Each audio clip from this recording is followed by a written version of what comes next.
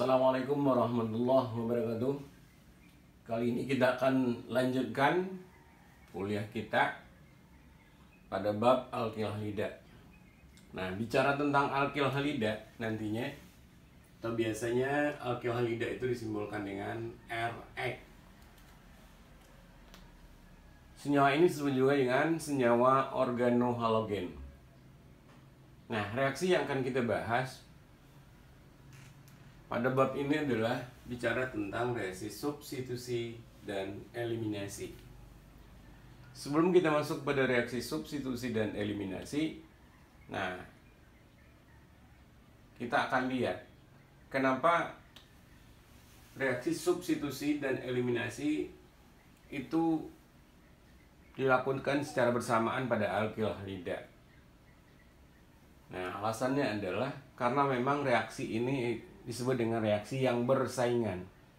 Artinya, kondisi dari sebuah reaksi ikut menentukan terjadinya reaksi. Apakah reaksinya nanti adalah reaksi substitusi atau eliminasi? Mungkin ada beberapa faktor yang mempengaruhi. Nah, diantaranya mungkin alkil halidanya itu sendiri.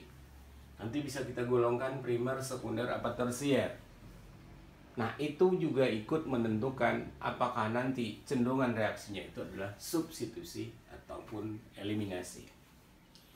Kemudian, alkil halida itu dalam biasanya sebagai pelarut, diantaranya mungkin kalau kita kenal sebagai pelarut CCl4 ataupun CHCl3. Kloroform gitu ya. Kemudian banyak terdapat pada insektisida, dan yang paling penting di sini adalah sebagai bahan sintesis untuk senyawa organik. Karena memang secara umum alkil halida itu jarang ditemui di alam. Nah, salah satu yang ditemui di alam itu adalah yang disebut dengan tiroksin. Jadi tiroksin ini dia mempunyai gugus sedemikian rupa sehingga di sini memiliki ada iodium yang terikat pada cincin benzen. Ini ada 4. Tidak banyak senyawa-senyawa yang terdapat di alam yang mengandung alkil halida. Kemudian yang perlu diperhatikan lagi adalah alkil halida ini adalah beracun, jadi kita harus hati-hati dalam penanganannya, terutama sebagai pelarut itu tadi. Tipe alkil halida ada 3 tipenya. Yang pertama adalah alkil halida, yaitu dimana nanti halidanya itu terikat pada sp3, jadi Rx.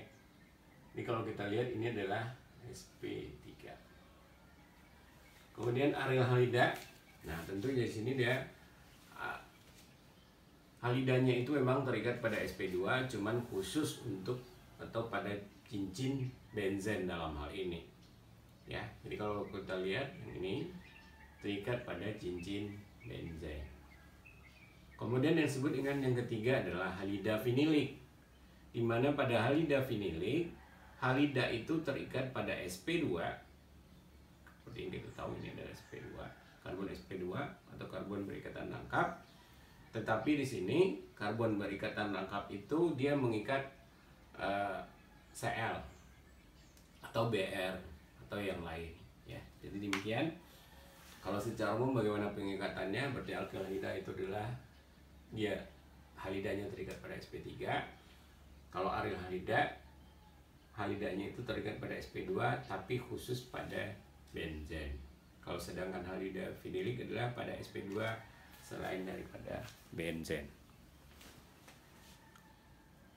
Berikutnya adalah, nah ini bicara tentang momen dipolnya ya, CH3F, CH3Cl, CH3Br, dan CH3I.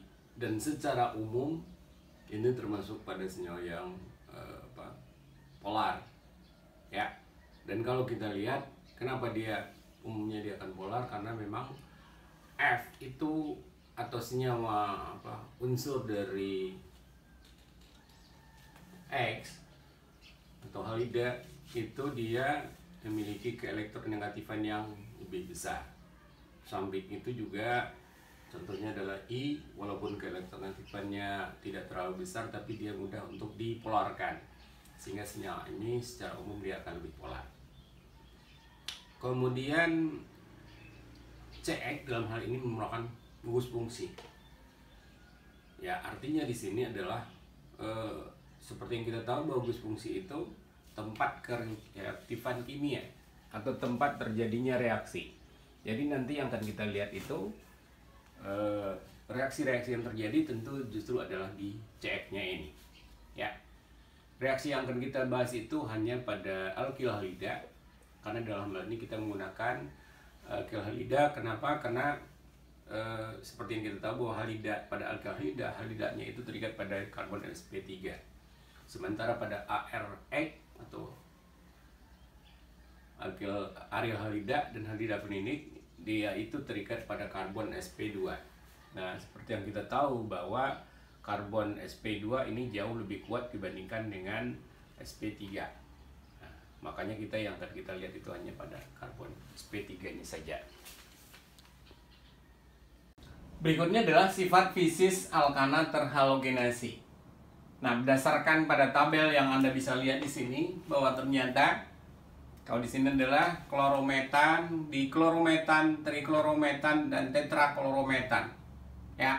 Dan kalau kita perhatikan titik didihnya ini, kalau ini makin dari min 24, 40, 61, 77 makin meningkat. Nah, kenapa terjadi peningkatan itu? Nah, salah satunya diakibatkan oleh, kalau kita lihat di sini adalah MR yang makin besar. Ya. MR yang makin besar nantinya itulah yang menyebabkan titik didihnya juga makin besar. Dan samping itu juga polarizabilitasnya juga akan meningkat, sehingga gaya penololnya juga akan meningkat. Ya, kemudian kalau molekul yang sejenis juga kalau kita lihat, kalau CH3-nya sama terus kemudian halogen yang kita ganti Cl, Br, dan I, ya, ini juga makin besar juga, ya. Karena Anda lihat di sini min 24, 5, dan 43. Nah, itu juga menunjukkan bahwa kalau kita lihat MR-nya semakin meningkat sehingga titik didihnya juga makin besar. Ya, jadi yang paling besar itu adalah iodometan karena MR-nya di sini I jauh lebih besar dibandingkan PR. Nah, bicara tentang tata nama, ya. Kalau kita perhatikan di sini bahwa nama itu diturunkan dari nama alkana. Sementara X dalam hal ini Cl, mungkin Br, mungkin F itu dianggap sebagai cabangnya. Nah, contoh di sini ini karena C-nya ada 1 2 3 4. Ya, berarti namanya 1 2 3 4, berarti namanya adalah Cl ada posisi kedua berarti 2 kloro. Ada 4 berarti butana. Nah, yang di bawah Br pada siklohexana berarti bromo, siklo, sana. Kalau kemudian yang ini C-nya ada, perhatikan yang berikut, ya C-nya 1 2 3 4 5. Ini hitungnya 1 2 3 4 5. Seperti biasa dalam penamaan, ini yang paling rendah, berarti namanya adalah 2 kloro. C-nya ada 5, berarti pentana. Nah, demikian cara penamaan dari alkil halida. Alkil halida bisa kita golongkan beberapa jenis. Yang pertama adalah metil halida. Di mana pada metil halida, ya, ini halidanya itu terikat pada gugus metil. Jadi contoh yang diberikan di sini ya berarti cuma ada A-nya ini, tidak ada lagi senyawa yang lain. Atau boleh juga dikatakan senyawa metana yang salah satu H-nya itu digantikan oleh halogen. Ya. Itu yang pertama. Ya. Yang kedua adalah alkil halida primer. Alkil halida primer itu adalah di mana halidanya itu terikat pada C primer. Karena seperti yang kita tahu C primer itu yang mana? Nah, C primer itu adalah C yang mengikat, di mana dia mengikat satu buah C. Ya, boleh kita lihat di sini. CH2 mengikat CH3, berarti kan yang ikat C-nya cuma satu, berarti ini adalah yang primer. Ya. Demikian juga kalau yang ini. I itu terikat pada C, di mana C ini mengikat C lagi. Ya. C yang diikatnya cuma ada satu, berarti ini adalah tetap pada C primer. Ya. Demikian juga kalau yang Br. Ya. Br ini juga mengikat atau terikat pada CH2, di mana CH2 ini dia hanya mengikat satu buah C, hanya sampai di sini, ya, tidak dihitung yang lainnya. Nah, itu adalah karbon primer. Jadi kalau karbon primer ya seperti Anda bisa lihat, berarti dia terikatnya pada CH2, karena memang dia hanya mengikat satu buah atom karbon lainnya. Alkil halida sekunder. Dimana kalau kita lihat pada alkil halida sekunder, sekundernya itu terikat pada C, dimana C itu dia mengikat dua C yang lainnya, maka dikatakan sebagai karbon sekunder. Ya, dia mengikat dua buah atom C yang lainnya. Ya, demikian juga kalau kita lihat, ya, di sini dia mengikat C, dimana C ini dia mengikat dua atom C yang lain. Ini juga termasuk pada alkil halida sekunder. Yang terakhir itu adalah alkil halida tersier. Nah, kalau kita perhatikan alkil halida tersier, di mana alkil halidanya itu terikat pada C, di mana C-nya mengikat 1, 2, 3 gugus yang lainnya. Ya. Demikian juga kalau yang ini. Ya, berarti Br terikat pada C, di mana C mengikat 3 buah C lagi, 1, 2, 3. Nah, itu mungkin mengenai urutan bagaimana kita mengklasifikasikannya. Dalam hal ini Anda tentu tidak boleh salah dalam hal mengklasifikasikannya. Maka karena apa? Karena nanti kecenderungan reaksinya apakah berlangsung secara substitusi dan atau eliminasi. Nah, itu salah satunya ditentukan oleh jenis dari alkil halidanya, apakah primer, sekunder, atau tersier, atau malah itu alkil halidanya adalah metil.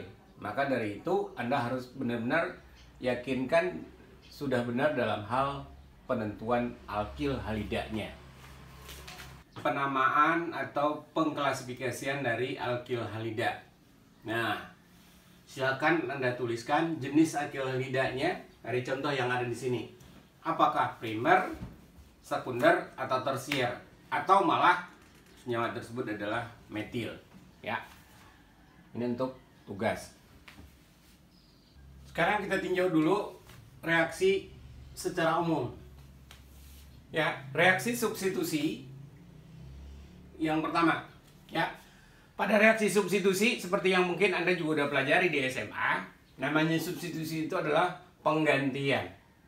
Jadi kalau kita lihat dulu nih contoh di sini, ya. OH-, ya. Ini CH3 CH2Cl. Nah, kalau kita perhatikan di sini C-nya itu akan lebih bersifat positif. Karena apa? Karena dia mengikat Cl yang cenderung bersifat negatif. Maka dengan demikian, ya, OH- itu bisa menggantikan Cl-nya. Ya. Jadi melakukan penyerangan terhadap yang bermuatan positif dalam hal ini, sehingga Cl-nya bisa lepas sebagai Cl- nantinya. Ya. Jadi kita lihat di sini bahwa ini sudah digantikan oleh OH. Nah, contoh yang kedua adalah ini sama, tetap sama. Ini lebih muatan positif, ini lebih negatif. Ya. Jadi di sini CH3O- itu akan melakukan penyerangan terhadap yang bermuatan positif dalam hal ini. Ya. Tentu adalah karbon yang ini yang dimaksud. Nah, sehingga dia akan menggantikan posisi Cl Cl-nya lepas. Nah, kita bisa lihat bahwa posisi Cl itu digantikan oleh CH3O- untuk contoh yang ini. Dengan demikian, makanya disebut sebagai reaksi substitusi. Jadi kalau kita perhatikan reaksi substitusi ini, ya, ini karbonnya itu bisa diserang oleh yang baik itu berupa anion seperti ini yang bermuatan negatif, ataupun juga yang bersifat molekul netral. Nah, nanti kita bisa lihat contohnya H2O misalnya. Ini adalah molekul netral. Nah, itu yang kita perhatikan nanti dan contoh-contoh yang lainnya. Prinsipnya di sini, ya, karena Cl atau X secara umum itu akan memiliki elektron negatif yang besar, sehingga elektron ini ikut dibawa oleh Cl atau X-nya. Akibatnya adalah karbonnya nanti bermuatan positif. Nah, kalau karbon bermuatan positif, maka bisa dilakukan penyerangan oleh baik itu oleh anion, contoh di sini OH- atau CH3O-, ataupun molekul netral lainnya. Nah, untuk tugas, bisakah H+ melakukan penyerangan pada contoh yang ini? Saya ulangi, bisakah H+ melakukan penyerangan terhadap CH3Cl2, CH2Cl untuk reaksi substitusi? Jelaskan dengan alasannya. Kita lanjutkan. Nah, itu juga disebut juga dengan gugus pergi. Gugus pergi itu apa? Gugus pergi itu adalah gugus apa saja yang bisa digeser dan digantikan oleh gugus yang lain. Nah, tentu ini berkenaan dengan reaksi substitusi juga. Halida seperti yang kita tahu bahwa secara umum merupakan gugus pergi yang baik. Kenapa? Karena dia memiliki keelektronegativan yang sangat besar dibandingkan dengan unsur yang lainnya.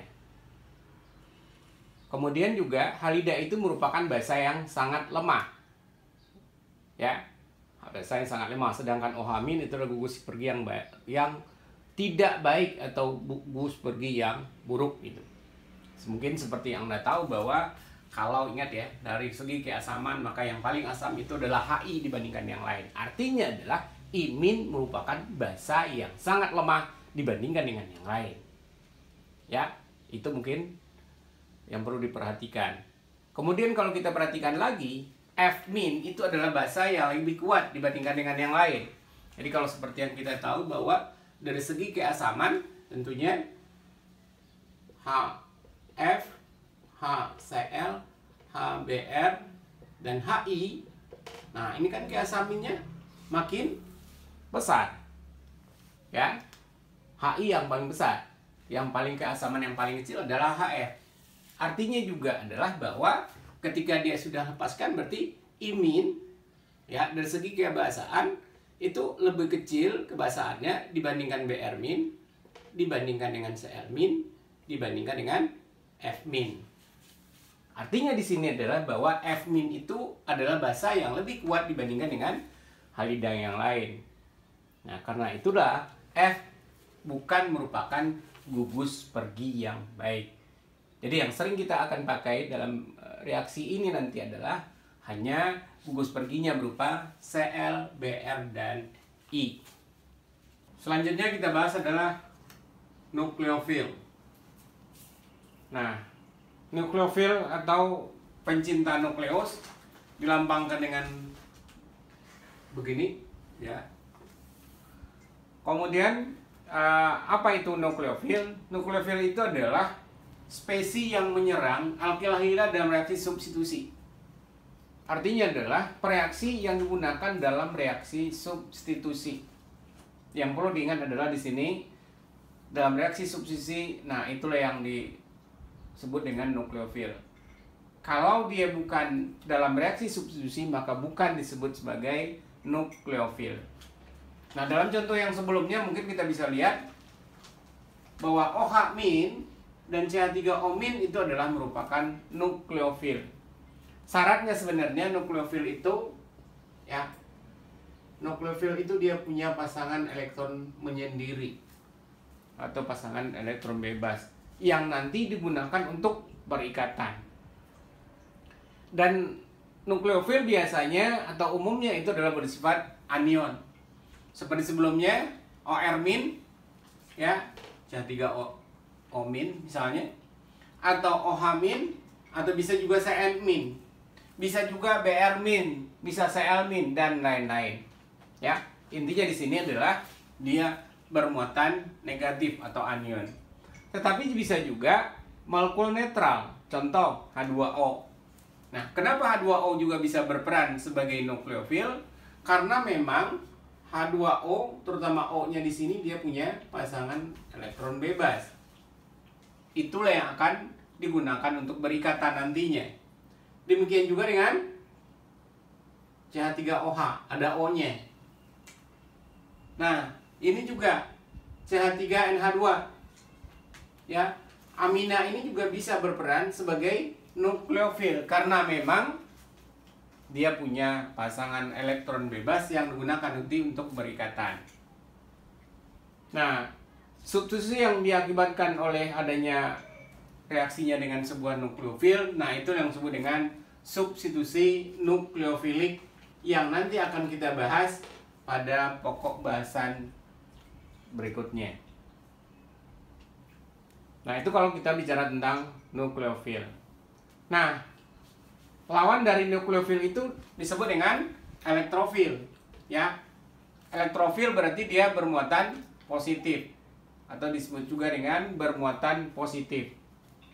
Nah, dalam hal ini ya, kalau nukleofil itu bermuatan negatif, kalau ini adalah bermuatan positif. Nah, kalau di sini kalau secara definisi elektrofil itu apa? Adalah spesies apa saja yang tertarik ke muatan atau ke pusat negatif. Artinya tentu dia harus bermuatan positif. Salah satunya di sini adalah H+. Dan biasanya yang bisa bertindak sebagai elektrofil ini adalah berupa asam Lewis. Ya, sebaliknya di sini ya, yang bertindak sebagai nukleofil itu adalah basa Lewis-nya, ya. Jadi itu mungkin barangkali yang perlu diperhatikan sebelum kita lanjut pada reaksi-reaksinya. Kenapa? Karena nanti ya kita akan lihat nukleofilnya apakah nukleofil kuat, nukleofil lemah. Nah, itu akan kita bahas pada yang berikutnya. Sekarang kita masuk pada reaksi eliminasi. Kalau sebelumnya kita bahas tentang reaksi substitusi, nah sekarang kita lihat reaksi eliminasi. Nah, kapan reaksi ini terjadi? Nah, reaksi ini terjadi jika alkilhida itu direaksikan dengan basa kuat. Nah, maka produk yang dihasilkan nanti adalah produk eliminasi. Nah, hasilnya berupa apa? Ya, jadi kalau kita lihat dari contoh yang dua ini, ya, hasil dari produk eliminasi dari sebuah alkilhida itu adalah berupa alkena. Ya, kalau kita lihat di sini ada BR-nya. BR yang merupakan gugus pergi, ya. Jadi panahnya itu memang harus ke BR. Nah, di lain sisi nanti ya ikatan dari H-nya akan pindah ke sini. Ya. Sehingga nanti yang terbentuk itu adalah berupa alkena. Dan hasil sampingnya adalah berupa H2O dan Br-. Nah, karena di sini kalau kita perhatikan, ya, yang dilepaskan itu adalah hidrogen dan halogen, ya. Br secara umum adalah halogen, maka reaksi ini juga disebut sebagai dehidrohalogenasi. Nah, kita lihat contoh yang kedua, ya. Nah, sini juga sama, ya. Pada contoh yang kedua ini kebetulan kita ganti aja, ini jadi Cl, ya. Nah, ini juga sama. Jadi diawali dengan ini, ya. Lepasnya baik secara bersama-sama ataupun tidak, karena itu nanti akan mempengaruhi yang berikutnya nanti. Karena ada yang secara serempak dan ada yang secara bertahap. Nah, nanti kalau yang seperti itu nanti berikutnya kita akan bahas. Jadi Cl akan lepas, kemudian elektronnya akan pindah ke C yang ada di sini. H yang mana yang akan lepas? Yaitu H dari tetangga dari C ini. Tidak bisa dari H yang lebih jauh. Ya, sehingga nanti yang akan terbentuk itu adalah ini menjadi ikatan rangkap tambah dengan H2O dan Cl-. Nah, demikian ringkasan bagaimana reaksi eliminasi itu terjadi. Nanti pada yang berikutnya nanti kita akan bahas bagaimana mekanisme reaksi itu terjadi. Kita akan lihat yang selanjutnya. Nah, berikutnya adalah reaksi bersaingan. Nah, kenapa dikatakan bersaingan? Karena memang reaksi itu kemungkinan bisa terjadi reaksi eliminasi dan mungkin juga dia akan menghasilkan produk substitusi. Nah, itulah yang disebut dengan reaksi yang bersaingan. Apa faktor yang mempengaruhinya? Nah, diantaranya di sini adalah alkil halidanya, kemudian kuat asam atau nukleofilnya nanti. Berikutnya adalah pelarut dan suhu. Nah, untuk metil halida dan halida primer itu cenderung mengalami reaksi substitusi. Sementara kalau untuk alkil halida yang tersier justru sebaliknya, cenderungnya adalah eliminasi. Sedangkan yang sekunder, nah itu dia akan menghasilkan produk dua-duanya. Kedua produk biasanya dihasilkan, tetapi mungkin mana yang lebih banyak produk eliminasi atau substitusi itu akan tergantung pada kondisi yang lain. Mungkin kuat basa atau asamnya, ya, atau juga nukleofilnya. Nah, sekarang kita lihat contohnya CH3I. Nah, ini kalau kita golongkan sebelumnya, ini adalah pada metil, ya. Digolongkan alkil halidanya sebagai metil. Nah, kalau metil udah jelas-jelas bahwa di sini cenderungnya mengalami substitusi. Sehingga dengan demikian hasilnya nanti adalah CH3O, CH2, CH3. Jadi I itu akan ya tukar nih nanti. Ya. Yang berikutnya CH3 CH2Cl. Nah, ini merupakan kalau kita lihat apakah ini adalah primer, sekunder ataupun tersier. Nah, kita lihat lagi. Ini adalah Cl. Cl itu terikat dengan C. Di mana C ini mengikat ada berapa C lagi diikat. Nah, Anda bisa lihat bahwa yang diikat cuma CH3. Berarti ini hanya ada satu saja. Nah, secara simbol ya seperti simbol 1 derajat gitu, tapi bacanya bukan 1 derajat, tapi ini adalah alkil halida primer namanya. Nah, seperti yang disampaikan juga, baik metil maupun alkil halida primer, maka dia itu cenderung mengalami reaksi substitusi. Sehingga nanti hasilnya adalah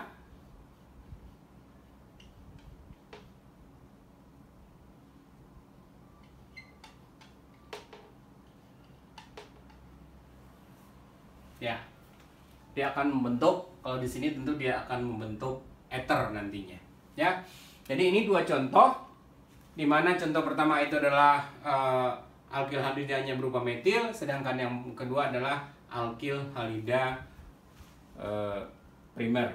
Nah, untuk selanjutnya nanti kita akan lihat bagaimana reaksinya kalau alkil halidanya adalah sekunder dan tersier. Kita lihat yang berikut, ya. Di sini kalau kita perhatikan CH3 2 kali CHBr reaksikan dengan etoksida. Ini namanya adalah disebut sebagai etoksida. Apa itu etoksida? Nah, kalau kita lihat ini ROH ya. ROH yang kehilangan H, nah, atau disebut dengan RO-, maka secara umum inilah yang disebut dengan alkoksida. Ya. Alkoksida itu adalah merupakan basa kuat. Ya. Kenapa? Karena ini akan mempengaruhinya reaksi juga, ya. Nah, kalau kita perhatikan di sini jelas bahwa dalam reaksi ini alkil halidanya adalah berupa alkil halida sekunder. Ya, kenapa? Karena Br mengikat C, di mana C-nya mengikat dua buah C lainnya. Makanya ini adalah alkil halida sekunder. Maka hasilnya nanti adalah seperti yang dijelaskan sebelumnya, hasilnya itu adalah berupa produk substitusinya ada, produk eliminasinya juga ada. Ya, kalau substitusinya tentu tinggal kita ganti ini Br dengan CH3. Berarti nanti adalah CH3 2 kali CH. Nah, O CH2 CH3. Itu yang pertama. Ini adalah produk substitusi. Yang kedua adalah produk eliminasi. Nah, produk eliminasi tentu adalah membentuk ikatan rangkap di sini, ya. Jadi kalau kita lihat, tentunya nanti akan membentuk itu. Kalau kita tulis CH3C, di mana dia akan mengikat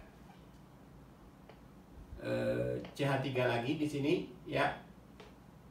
Nah, ini kan lepas Br, lepas H yang ada di sini, sehingga ini akan menjadi CH2.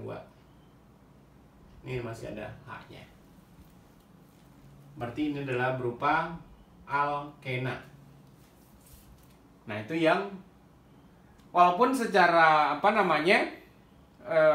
berdasarkan hasil pada rendemennya ternyata bahwa ini adalah 20%. Nah, ini tentu akan tergantung pada kondisi reaksi itu sendiri.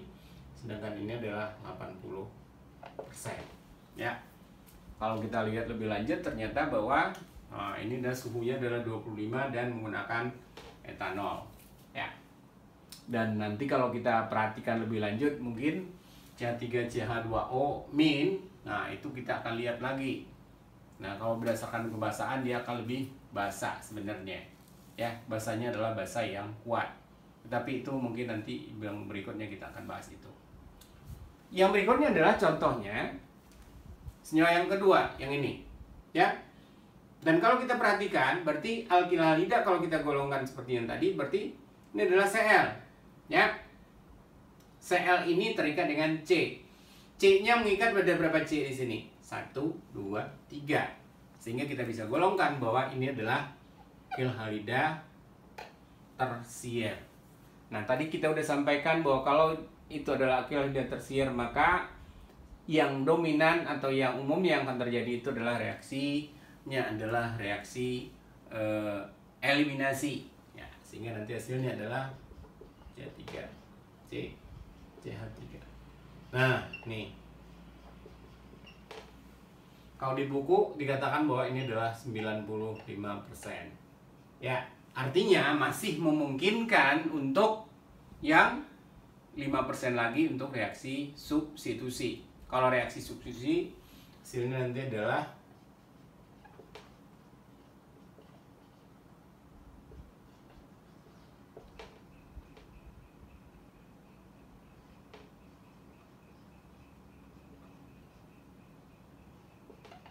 ya, itu berdasarkan hasil data dari data eksperimen. Tapi nantinya kalau kita harus menulis ya tentu harus berdasarkan bukti eksperimen. Tapi kalau berdasarkan pada pengetahuan yang kita dapatkan tentu adalah nanti mungkin salah satunya aja yang kita tulis nantinya. Mana yang lebih dominan saja. Ya, mungkin demikian ya tata caranya atau reaksinya. Jadi kemungkinannya di sini yang sudah kita jelaskan primer, sekunder, dan tersier bagaimana hasilnya, yang dominan yang seperti apa. Dan kemudian juga yang berikutnya nanti adalah baru kita tulis mekanismenya, bagaimana langkah-langkah reaksi itu terjadi. Sekarang kita lihat nukleofilitas lawan kebasaan. Ya, nah kita lihat di sini ya. Apa itu kebasaan? Kebasaan itu adalah ukuran kemampuan reaksi untuk menerima sebuah proton dalam reaksi asam basa. Nah, kita lihat dengan contoh berikut. Ketika OH- yang bertindak sebagai basa. Ya. Jadi sebagai basa, OH- di sini O-nya akan mengikat H dan nanti akan melepaskan Cl. Sehingga hasilnya adalah H2O tambah Cl-. Nah, demikian juga kalau untuk reaksi yang kedua, ya. Untuk contoh yang kedua, kita lihat bahwa nih BR-nya lepas. Nah, elektron ini akan pindah sehingga H-nya juga lepas. Sehingga dengan demikian yang terbentuk itu nanti adalah berupa CH3, CH. Nah, ini ikatan rangkap CH2. Tambah ini OH, ikat H berarti H2O. Tambah BR min. Nah, itu yang kedua. Nah, yang berikutnya adalah ini ada beberapa contoh basa yang diurutkan berdasarkan pada kebasaannya, kuat basanya. Dimana di sini dari kiri ke kanan kebasaannya makin lama makin besar.